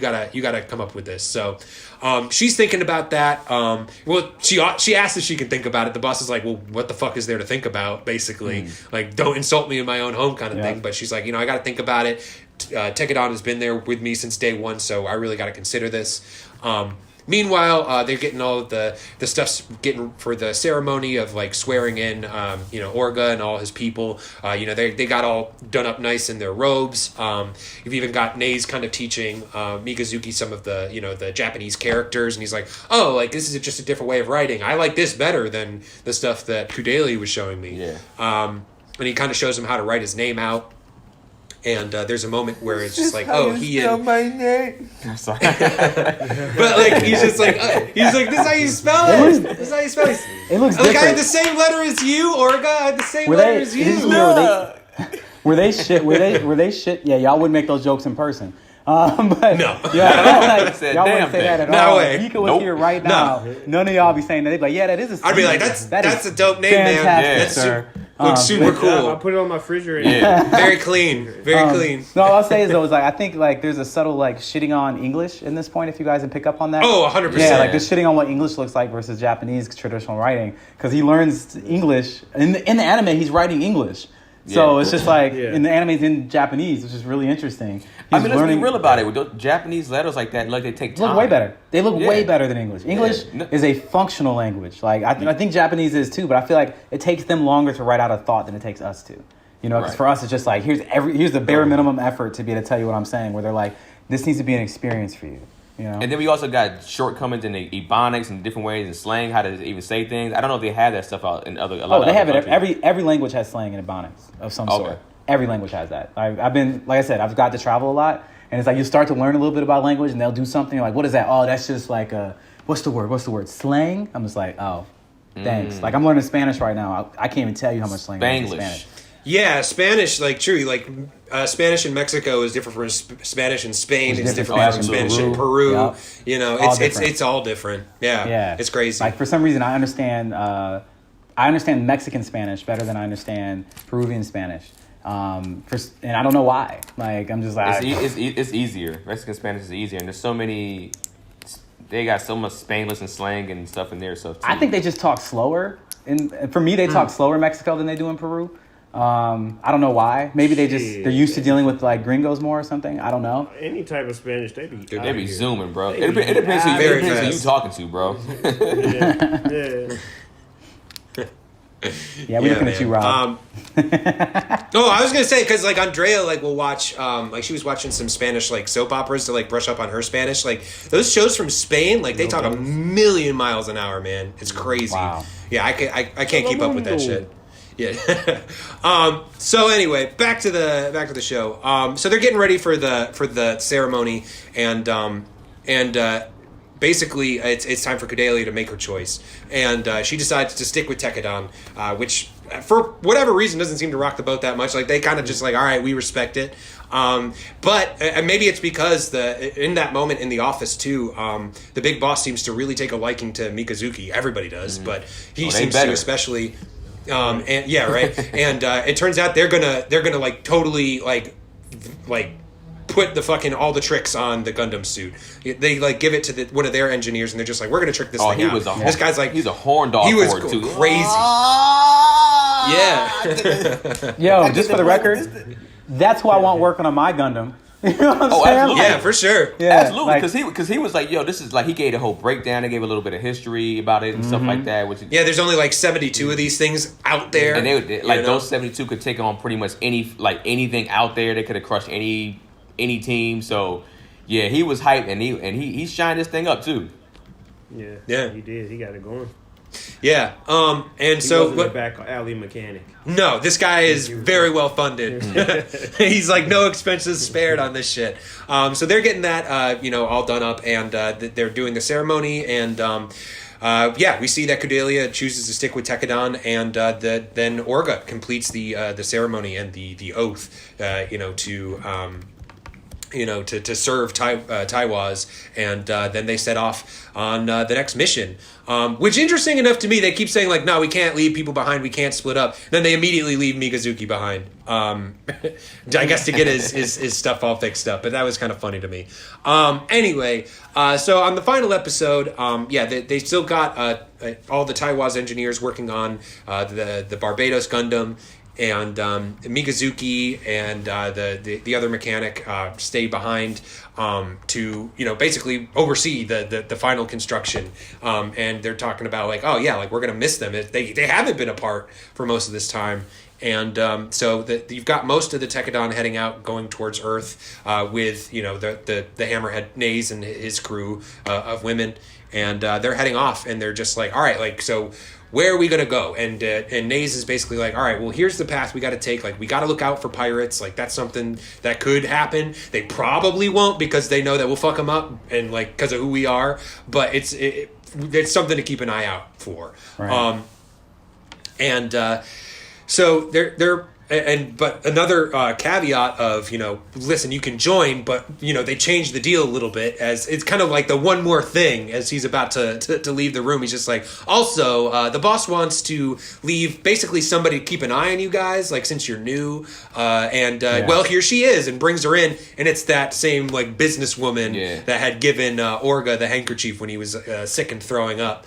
And he doesn't even recognize her at first because he was like drunk. But as soon enough he remembers, and he's like super embarrassed, and he's like, I don't really know, like, you know, if we want her around, like, it's a crew of all dudes. And I think there's got to be something else to this. Like, maybe, I don't know if he's, like, attracted to her or something like that. But, because he's been fine with having Cordelia around. He's fine with Atra joining and being, like, the cook. But as soon as this woman's, like, you know, there to watch over him, he's just like, well, I don't think we should be having, like, women around. Like, I don't know about all this. I guess. Here's the thing here's the thing that I started to see in this episode, too. It's like, Yeah. a lot of the boys or the guys or whatever, the boys on the ship, they looked at her as like a real woman.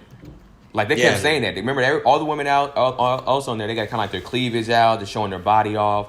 But they're like, see, that's a real woman. That's how they're supposed to be. She's beautiful. She's this and that. And I think like I think I think low key he's a little bit intimidated by that too. Yeah, and they had to give him some type of love interest / power struggle. But you do realize, but she's grown, ain't she? Yeah. Yeah, she is. Like, that's why I'm like, I don't know about this, like, age difference. Like, Orga's definitely, like, one of the older, like, kids he's probably here. 17 at the most. They got people pre-marrying 9-year-olds. So at that point, nothing's off limits. Yeah, that's true. I mean, they did touch on that even more. Well, yeah, that's true. In this world, it makes sense. That's a good point. That's a good point. For us, it's just like, nah, we ain't having that, Kels. Yeah, no. Kids. So on the ship, you've got Kudelia. It goes to find Atra in the kitchen, and because they're all getting messages right now from their families, and and they're kind of asking each other about their families. Kudelia gets a message from her mom that's just like, "Come back to Mars, like your dad is worried about you." And I'm like, "Fuck my dad!" Like she just turns that shit off. Yeah. And she's just like, all right. Well, I gotta go blow off some steam. I can't even trust your ass. Right? Oh my god. Talking about. But most Biscuit and one of the other guys on the ship also gets a message from their siblings, and they kind of talk about like, oh yeah, like their dream is to eventually make enough money that they can send their younger siblings to school, which is a really nice sentiment. Yeah. It makes me think they're all gonna die. Right? That's true though. They always do that, set them up like that. Yeah, it's like we're getting a lot of backstory on people these last few episodes. I'm just like, I think I see what they're doing. You're setting me up to love this person, and then all of a sudden break my damn heart. You're a bastard for this. Yeah. I'm pretty sure that's exactly what's happening. Raggedy bitch. But so Kudelia goes to talk with Atra, and we find a little bit more about her history. She's just basically like, how'd you even get involved with CGS or Tekadon in the first place? Mikazuki, all them.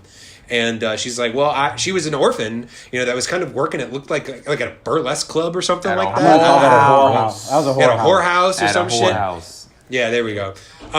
And she's basically was abused, pushed around, like, wasn't fed like days at a time. And she finally was like, but I'm so why hungry, was I couldn't this happening? sleep. Because she was, hey man, you got to say it. She was trash at her job, man. She was out there fucking up. Every time she did something wrong, she did something wrong again right after that shit. Now, did she deserve to not get fed? No. Did she deserve to get hands put on her? No. But these are hookers you're dealing with. Hurt people hurt people. That's a good point. That's true, because she goes out on the street and like she's like, oh, this is better. Anything's better than this. Then she goes out there and there's like, it's worse. Like, it's the same shit out on the street. Like she's running into like scary looking homeless people, like other hookers out on the street. Nobody gives a damn about her. And she's starving out when she runs into Mikazuki, who eventually feels he is mowing down. He's like, you can't have any. I've earned this food. You can have none. Is what he pretty much says. And then she's just like, I don't even want it. And then she like passes out. And he's just like, yeah, you needed some food. And he goes inside and he puts money on the counter. He's like, that's all I got. Give me all the food you can. And he's like, and the lady's like, why? And then he tells her the story. He's like, this girl can't even stand up because she's so hungry. The lady in the story immediately gives her a job after hearing the story. Gives her a job and has her delivered to CGS where Mika works. And that's how she became connected with them. Yeah, and Kudelia is like, the story makes her sad because she doesn't really feel like she has a connection with like that, or her family. Obviously, her dad's a piece of shit. Yep. Mom doesn't seem to be too much better, or at least at best is fucking clueless. Yeah. And she's like, I don't really have like that sort of connection. And this made me laugh because Atra's just like doing the mental math at this point, and is like drawing the comparison between Naze and his ship, and like Mikazuki and all the ladies on this ship. So funny. We can both get what we want. And it's like they were both standing there. We can all be family. Yeah, they were both standing there with babies, and Mikazuka's in the middle. The way she had him in the middle, he looked miserable. He was just like, She's I had to like, we rewind can do that part. this. I was like, She's like, Team Harem, we out here. She's down for whatever. Yeah. bro, I had to rewind it like this. Is she saying what I think she's saying? Yep. She's like 100%. She was like, polygamy, I'm with it. You know what? I'm cool. This is fine. I like this girl. We can get along. I'll take some meat. I want some meat. That is horrible. Come on, there was levels on that one, guys. There's levels on that. Oh, man. I mean, there was levels. She is a child. Yeah. Yo, she was 10 when she met Mika. That's all I gotta say. All right. Whatever. What I was gonna say is, no, we skipped over one part I wanted to bring up that I obviously I was doing something else. There's one thing I wanted to bring up. I don't know if we talked about it. That happened earlier. Was when Orga saw one of the kids putting the food away, the candy away, to be able to give to the kids later to make them happy. Do you remember that? Did we talk about that? Yeah. No, we didn't. That was actually in the last episode. If you want to touch on that. Oh, I just thought that scene was really funny. So he's pretty much Orga is just learning more about his family and seeing that he's not the only one looking out for everybody. Is that there's some of the the mid-level kids that watch over the youngest kids are storing up all these treats that Orga had bought, so that whenever they're crying or they're upset, that he's like, I can give you some candy to appease you so you stop crying. And it's like a really sweet thing. It's like a sweet moment. Orga is just like, pats him on the head and it's just like, hey, like I really... It just throws up all over me. And I'm just like, I would've cried. when you first start drinking and you get drunk for the very first the first time, got like super drunk, if you've ever done it, this experience is the most like I felt that experience. Like what Orga went through in these episodes, I was just like, I have 1,000% been exactly where he is when I first started drinking, because I had no restraint. I was like, I'm Superman. I drank everything I wanted to, and then I threw up over everything for days. Yeah. Yeah, it was great. I like that moment. Go ahead, Rob. What else is next? I don't drink. I've been drunk only one time. I had that moment too before, and I was just like, I'm never fucking drinking again. And I have, but that's why I don't drink often, because it's just like. What about you, Rob? Do you drink at all? And I hate throw up. Like I hate throw up, so I can't do it. Rob, do you drink at all? Yeah, I drink sometimes, but like I can't tell you the last time I drank so much I threw up. It's happened. It's not a good time. My 26th birthday is the last time I drank to the point where I threw up. Damn, shit. 20 years ago. Damn. Yeah. 20 years ago. It's his 26th birthday. Wow. Damn. But yeah, you are seeing a lot of throughout these episodes, the support structure that, Orga has underneath him. Like, you've got the mid-level kids looking after the younger ones, kind of taking care of them. So he isn't doing this alone as much as maybe he thinks he is. It's a good crew of people that all care about each other, that want this to work. They build a unity, like a unit, and they show it, and without.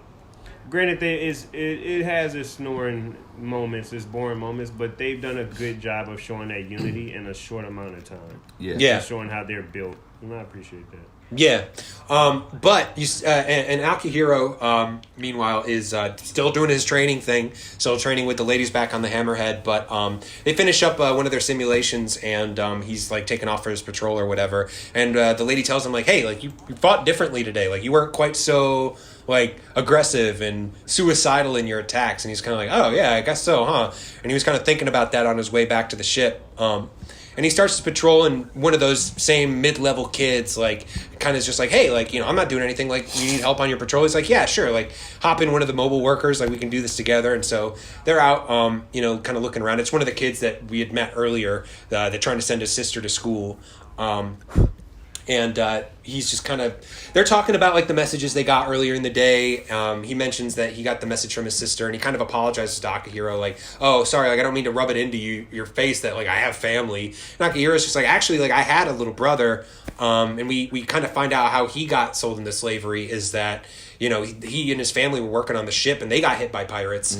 And his parents were killed, and, like, he and his brother were sold off. Him to CGS, who knows where his brother went to. He's like, my brother's probably dead at this point. But, the other kid, Takaki, who's with him, is just like, no, like, maybe he's still out there. Maybe we can still find him. He's like, yeah, maybe. He's going to have to fight his brother. I know, right? That's coming, yeah. But right on that cue, like all of a sudden, like their alarms start going off, and it's like a bunch of mobile suits start making their way towards them. Looks like 3 of them, and they're under attack. And Takaki and Akihiro are just trying to like hold their own, get back to the ship. And it looks like they're in a lot of trouble. That they get like face to face with one of them who's about to like do some real damage. When very convenient timing, Mikazuki with his finished Gundam suit comes out of hyperspace or some shit, catches up real quick, and like stabs his spear right into the chest of this thing, and it's going to be on starting off this next episode. But that's where we finished episode 10 and our current run of Iron Blooded Orphans. Yo, dude, I think we missed another moment too. Yeah, I kind of skimmed over a lot. No problem, Rob. No problem at all. There's a moment that, and maybe because like I said, I am watching the dub version, but is there a moment where 2 dudes are smashing in here? Maybe, yeah, because there's like right when they're about to like go, or when they get back from their invasion on the Hammerhead, and one of the dudes like gets out, and like the dude that's like helping him out of the mobile suit, like kind of like, oh, like he touched my hand, and then later on when he finds out that he went to go to hang out with the prostitutes, he's kind of like looks away, just like, oh, like he went out and like to go sleep with women or something like that. I'm like, there might be something going on here. Either something's going on, or at least one of it, because he's like, you were sweaty or something like that. He's like, yeah, and the other dude was kind of like, huh. Like, yeah, he was pouting about it. He was just like, not happy. How dare you leave me? So I don't know. Maybe he's straight and the other dude just has feelings for him. But when I saw that, I was just like, anime be throwing some stuff in there, man. Yeah, some curveballs. Yeah, not in the sense of like it's bad, but I'm saying in the sense of like it's like progressive in that sense. We watched a few anime, we were like, whoa, like fucking Cowboy Bebop was mad Cowboy progressive. Bebop. Yeah, transgender people in there too. Yeah. So I thought that was a funny moment. That was just like, I thought they might have smashed and they came outside with it. But y'all fucking, that's why you sweaty over here? Back when there weren't women around on this shit. And I don't know if it was something like that. Because you see, when they got around women, the rest of them just like, oh, like they just like, how do we handle this? Which is very understandable. We gonna fuck some of his daughters, you know what I'm saying? And I wonder, I always thought about that too. I guess jail would be a example of that. But you got people who never has been with a woman and then just growing up around dudes, and then you have people who've experienced women, experienced sex, and then you put them around all dudes. So it's like who is out of sight, out of mind. It's like who's suffering more. Mm-hmm. Yeah, and I think we talked about this before too, but it's not like historically like unheard of for there to be like these sort of situations like in Greece or even in early Japan where like there'd be like men that would be in this fighting company together that would be lovers because they thought like, oh, they'll fight harder to protect one another if they have that sort of investment in each other. And I'm like, so I mean maybe it was something like that, I don't know, but like you're right, as soon as women started showing up, like it changed a lot of what's going on in Tekadon. Maybe that will end up being like what kind of drives some of them apart. I don't know for sure. Because like even Eugene, like he was just like, oh, I'm not interested in women, and then he went out with that other dude like to go sleep with the prostitutes, and then he gets back, he's like, Orga, you don't know what you're missing, man. Like he's like, bro, he's like, you don't. I'm a man now. Like I get it. And the other dude kept making fun of him. Was like, yeah, the man who just had his first experience, and he didn't deny it at all. He's like, Orga, bro, like Orga. He did something with he did some tricks I ain't never seen. Right. But that's what I thought was interesting too. I was like, now, and which is honestly, I guess pretty good writing. You have these two different sides, all women over here, and you have all dudes over here. And even though these women are, some of the women that are older that are his wives are dealing with what's his name? Faze? What's his name? Naze. I'm sorry, Naze. But his daughters that are growing up in whatever age they are, they're starting to be teenagers. They have zero experience with men. So it's just like they come and mess now with these teenage boys, hormones are gonna go crazy. It's like their brain's gonna be clouded now. Good times. If she says this over here. So then would you let your daughter be in a relationship like that where it's just like she and her and some other women, all her homegirls and one dude? I don't think I'd have control over what she would want to be in a relationship. If she would if she was on Naze's ship, would you let your daughter? I would have an issue with it, but at the end of the day, she's gonna make her own decision. I can't control her. Only thing I can try to take her away, but she's gonna keep trying to find a way to get back there if she strongly feels that way. Are you still gonna have a relationship though with her? I'm not gonna. At the end of the day, that's my blood. So yeah, I would have a relationship with my daughter still. That's my blood at the end of the day. Yeah, I agree. But I don't agree, but I support. I ain't gonna lie to you. I'm gonna feel like I failed as a father somewhat. I'm gonna have to fight. Nate's not gonna have to see hands, bro. We gonna have to. I'm gonna definitely approach this motherfucker, but also too, I'm gonna be like, what? What you think you? But also too, you got not just that though. You gotta look at yourself. You have to be part of that problem. If your daughter was like, yo, I want to seek this type of lifestyle. What kind of lifestyle were you living? Or were you neglecting not the same her? thing? Because if there's always the situation, and I don't want to get nobody in trouble, but it's like if your son is gay, you can't. That ain't really got nothing to do with you. Like it does in a certain sense, but it's like you kind of don't. Like that ain't really on you as a parent. If you only see him a finite amount of time, especially with school and everything. So it's like you are an influence, but you ain't the end all be all influence. You know. So okay. Well, all right. Let's get to the scores of what we got. Ice, you want to go first? I don't know. This batch of episodes, the first two, they came out hot, and I enjoyed the first two. I enjoyed these first two episodes more than I enjoyed the whole four before it. But the back five two, before it? The 5, yeah. Yeah, 5. Yeah, my bad. Excuse me. The 5 before it. So like the first two episodes, maybe some of the third one I enjoyed too. But it's like those back two, the number 9 and 10. Those are kind of a snooze fest for me. The 10th one kind of the end of the 10th kind of picked it up a little bit. I don't know. I like it. I like watching it. I don't feel like I'm wasting my time. I don't feel like this is the worst anime. I don't hate it. I don't love it. I am intrigued to see what happens next, though. I would say that much. And then as far as the score, I did enjoy overall these 5 more than the initial 5. So I would say like a 5,700 would be my number. 700. I'll go next. I'm actually the opposite. I felt like episode 7 and episode 10 were my favorite out of these batches right here. I liked a few of the episodes at the beginning of this show. This show is like, I feel like it's playing with my emotions. Like it's giving me a little bit of action, and then it's kind of then slowing the pace down. I'm like, oh, it's kind of like a boxer. You know what I'm saying? It's like, how about tighten you up a little bit, then we're gonna go to the body, and slow you down a little bit. So these last 5 I thought were cool. They did what they're supposed to do. They did character development. You know what I'm saying? Yeah. So now we know about who we need to know about, why they're this way and stuff like that. I do feel like it's giving me enough to be like, all right, I'll watch the next 5. You know what I'm saying? It's not like I'm sitting. I'm not like loving. Like you said, I'm not loving it. I'm not hating it. But I'm like, all right, something's about to turn up. Like this is about to turn up in some type of way. Yeah. And I'm waiting to see what's gonna happen. So, what did I give it last time? I forgot. But you and I both had a 63. I think 6,300. I honestly didn't. I thought the first 5 were better than these. But I thought these did set up some of the world and the people a little bit more. But I'll give this actually like a 6,000. And I like this. I gave it. I'm giving it a higher score to it than my last one because the last 5 coming out of there, I didn't care about the characters. But after this 5, I care about Mika. I care about Orga. Actually, and the other characters a lot more than I did with the initial 5. So 6,000. Go ahead, Rob. I don't have a whole lot more to say that you guys haven't said already. I'm pretty much in agreement with you guys. I liked the first 5 episodes a good amount. I think more than I liked these ones. The last 3 episodes all kind of blurred together for me. Maybe because I just watched them all today. But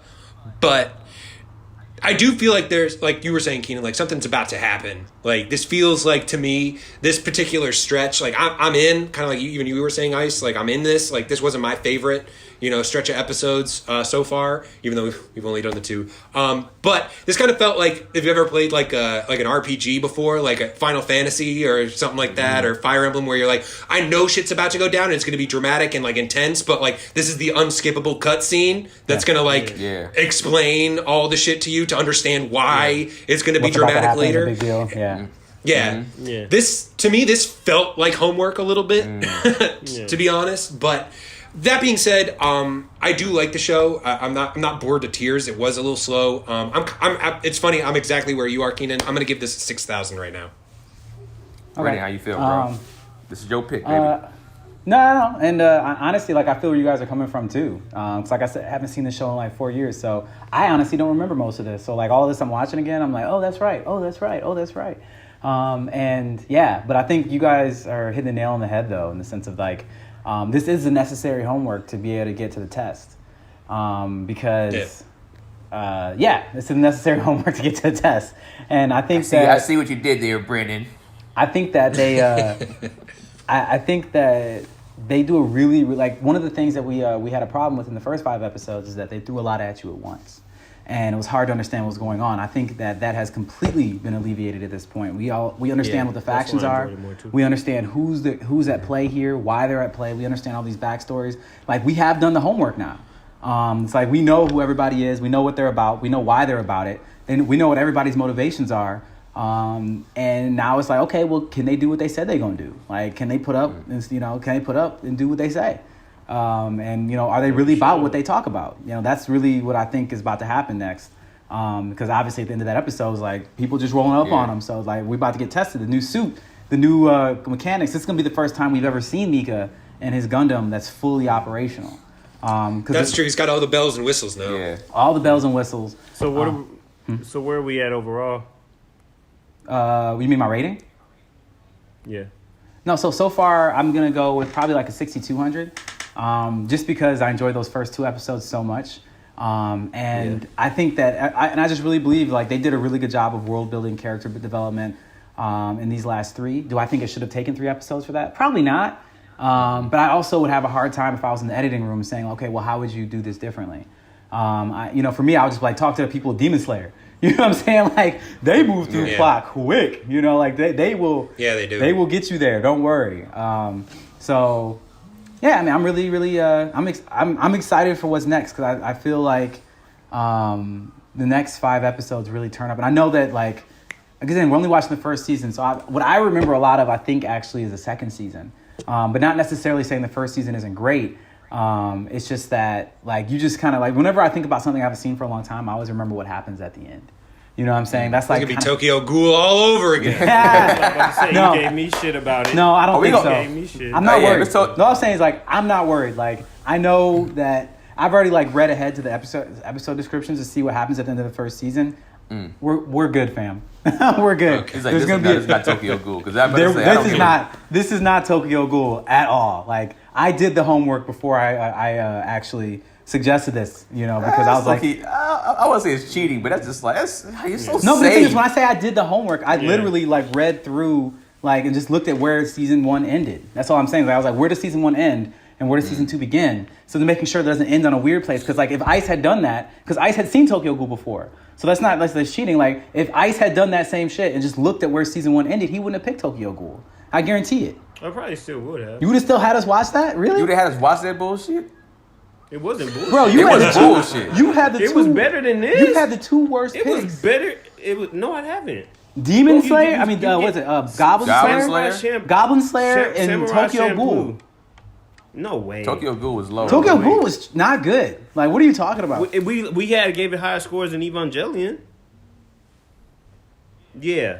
I would say your average between your 2 shows is the lowest out of the 4 of us. That's because, I mean, you guys, I honestly have the safest picks out of all. I have 0 safe picks. I picked nothing that I knew. I have 0 And your pick safe is a picks. show you've seen before. What are you talking about, safe picks? Exactly. You can't even say that. I put up something in my top 5. That's different. And it didn't perform horribly. That's what makes it even worse. Crazier. I wanted to see if it held up. It didn't. It didn't. Great. I hope it's not in the top 5 anymore. But not that's season the thing. 1. It's not, but I'm saying it did. I was like, okay, let me test it out. But I still, like I said, stand by what season 2 has to offer. I still stand by that. It's better than. But my point being, if you understood this was going to be the reaction, like, oh shit, it doesn't even get real until season 2. This show doesn't even really start until season 2. Not wasting my time with Would that. you put up season 1 on this show to be a part of what we watch collectively? You're like, yeah, I'll still do it again. I'm gonna put you through I that. would, Why? Because we've watched worse, and it's not From bad. you. Like Tokyo Ghoul wasn't bad. No, Evangelion wasn't me. Goblin Gangster Slayer wasn't me. Gangster And was the Goblin Slayer, fan pick. right? Kuroko wasn't me, so it's Wait, like who there's picked stuff that Kuroko? we've watched. Was that a fan pick? That was a fan pick too. Yeah, I'm done with these fans, bro. Samurai Champloo wasn't me. So I love it's that like, show. We've had bad stuff that didn't come from. I'm just saying, like, the Don't even things, try. if we He's took talking, a look at the show- he's talking about Out of Us. Wait, what was Yeah. what were Rob's 2 picks? And Cowboy Evangelion Bebop, and Cowboy Bebop. wasn't that dope. So it's like, It was better. It was better than Goblin It was Slayer. about the same. It was better than Goblin Slayer. Oh, it was yeah, better. Goblin Slayer, Oh, It was yeah. better than whatever Tokyo Ghoul. Nah, not really. I They 100% about the say it's same better to than me. Tokyo Yeah, it might be. It was. They about the It was same. funner to me. It was way better than Tokyo Ghoul. All I'm saying is There's- my picks are the least safe. I have no clue what the fuck I'm getting. What were your into. picks again, Keenan? Villain Saga. And Excellent pick. Villain Saga is a safe pick. He didn't see it that's though. a How Safe the pick. fuck is it safe if it wasn't done? Because Stop it, everybody's stop losing. it. No, It wasn't everybody's done losing. yet. It wasn't done yet. That's number one. Everybody's Two, losing their mind over it. now. When we watched then it, when- it wasn't I've- even done I've yet. seen- We were only I've like seen- 12. It was I've- only like 13 episodes in when we started. I've seen the Thors. I've seen the Thors thing on the boat. I've seen that a million times. Well before you even picked it, when he's hopping boat from boat, and it was crazy. Even you said he was like, "Man, I saw that. It was." I mean, he crazy." just So watched it's the like, trailer. That so was let's the watch the trailer. show.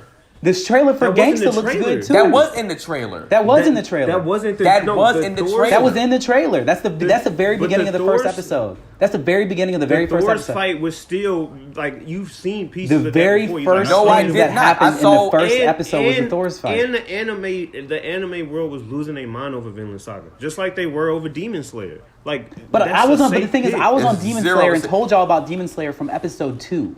Do you not remember that? I said it. I was Which like, yo, people- I've just started watching the show. It just started, but it's incredible. But the first season, we just talked about in the chat. Even the first Demon Slayer, the first season was by the books. Like it wasn't nothing that blew me out the water. Nothing blows you out the water, Yeah, Ice. you out the water though. We've- Nothing blows you out the water. We've already- It blew me I out just the talked water. about- It blew Keenan out I the just water. talked about. Like- I just talked about. It didn't blow Rob out the water. So what? Did you finish the first season, Rob? Yeah, I did. And what'd you think of it? I liked it a lot. It's great, right? But it didn't blow him out the water. That's what I'm saying. When we was watching it, he was All saying the right, exact Brotherhood's same better thing than that I it. was What saying. else is better? What better than what? Than Demon Slayer. I'm asking Rob from the anime he's seen. He's seen Brotherhood. I know he's going to rank that above it. What else is better than Demon Slayer as anime that you've watched? And it's only Hey, Ice, one shut up. season. It's only Ice, one shut up. season. No, I'm saying it's one I season. get it. That's my So it's point. like- I'm putting it up against everything with only one season out. So You just are shut up. Crazy. I'm talking about what he has seen. I'm asking Rob what he's seen, not you. I might put Mob and maybe Megalobox in or around that Right, area. Exactly. In and around that Like area. I like Demon Slayer a lot. Listen, like I like Demon Slayer a lot. I'm definitely like I'm excited for the movie. I hope there's a second season, but I mean, no, there definitely was. What I think was cool about Demon Slayer is that it fucking moved. And I've definitely recommended Demon Slayer to people. I've been like, check it out. Like it's a good show. It's a good new show that's entry out. to anime show. Like if nobody's ever watched anime, hey, watch. It's Demon Slayer. it's a great that's anime. good. Like it's great. It's a good show. It's great.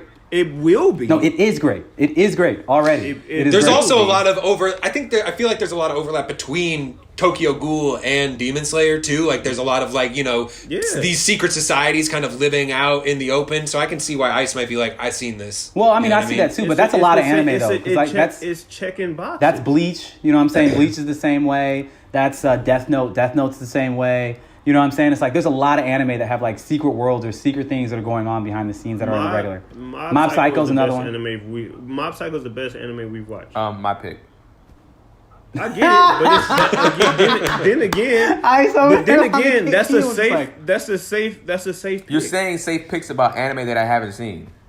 It's not. But It's not safe. You don't have to. It's It's not. some stuff that you just no, know. no, no, Have no, you no, guys- no, no, no, no, have you guys seen Code Geass? No. Have you guys seen I Code haven't. Geass? No, I haven't. Okay. And here's the thing. It doesn't matter. It doesn't matter what you think. You like we a lot of us agree that your opinion is trash, right? But it's like for you. Yeah, For, but I back listen to what I'm saying. Listen to what I'm saying. So how is it a safe pick if it's like, all right, if we think that you think everything is trash, and I didn't. Y'all say that oftentimes, but when I list multiple, I just said in the chat that I gave Gurren Lagann an 8,000.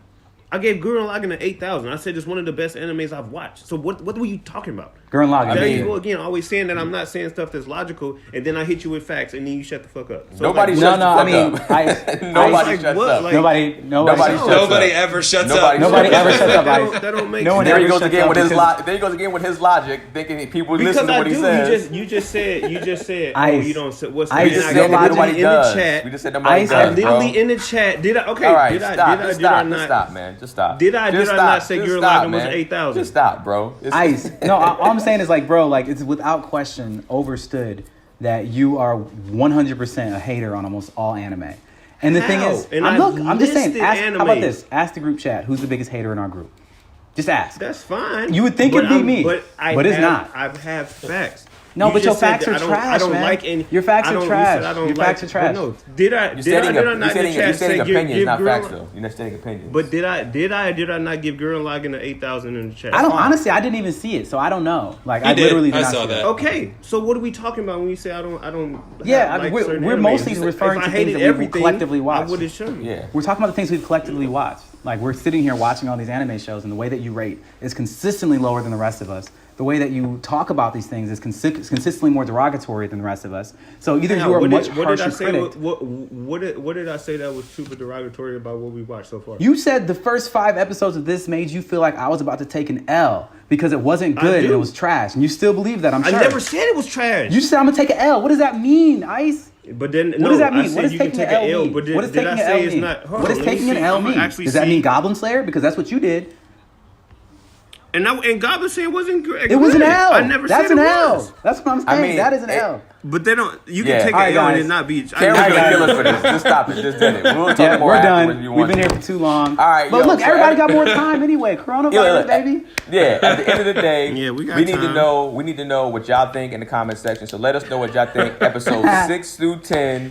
What was y'all rating out of 9,000 of these last 5 episodes? Let us know what you think in the comment section. And also, we'll be watching the next 11 through 15. 11 through 15. Make sure you're watching that with us. I do and wanna let us know say- what y'all think. I just want to bring facts. Y'all said I don't bring logic. Oh, goodness. I said I wouldn't go as far as saying it's trash, but I do see an L in Brennan's future. And I can tell me the then difference between the two saying of those things, and I will saying give you I an don't award. have logic, and I had proven. You said I called it trash, and I didn't. So again, I say think I don't have logic. What I bring Brennan, logic, and what then Brennan's saying y'all is can't what it doesn't make sense because what's trash if it's an L. Okay, hold on a 'Cause second, even- guys. even Hey, guys, Evangelion- I have a different Evangelion- point. I have a different point that I just wanted to bring up earlier. No, hold on. That's for the show. Evangelion is not trash, but that's an L for Rob. Like that's it. Like subjective. That's an L. All right, so But it's not trash though. That's exact. You said give you an example. That's an example. Evangelion is not trash, but it's an L. I believe you literally said it was trash on the show. I need to go and listen back to that. Yeah, I'm sure. he did. But And yeah, I'm 100% sure you called that show trash. But either way, I was just going to say one thing that I found really interesting towards the end of these 5 episodes. I wrote it down because I couldn't say it earlier while Rob was explaining stuff, is that what's happening in these last 3 episodes, it seems boring, is that they went through the transition of being a bunch of collective of people and fighting that had fought with nothing to lose to people who found that they did have something to lose, and it changed the way they approach each other, it changes the way they approach combat, and it changed the way they're approaching life. And that's what we're seeing in the transition between, like, my man when he was fighting with those girls. That's what we're seeing between Mika. That's what we're seeing with Orga. We're seeing everybody mature at the Yeah, same that's time true. and realize that they collectively have something to protect and something to lose now, which is something they've never had before. And it changes the way that they do everything. And I think that's really interesting. Yeah, no, that's Okay. true. Okay. All right, that's it. I'm good. Like we said, thank y'all for tuning in to another episode of AnimeSHUN. Oh, wait. We didn't give our locals. Mr. Producer. Oh Face. yeah. Oh yeah. Mr. Producer Face, Rob, Oh yeah, RV Danger Ice, on Instagram. Ice.McGowan. Keenan Baker on everything. And like I said before, thank you for tuning in to another episode of AnimeSHUN. We are out. Peace.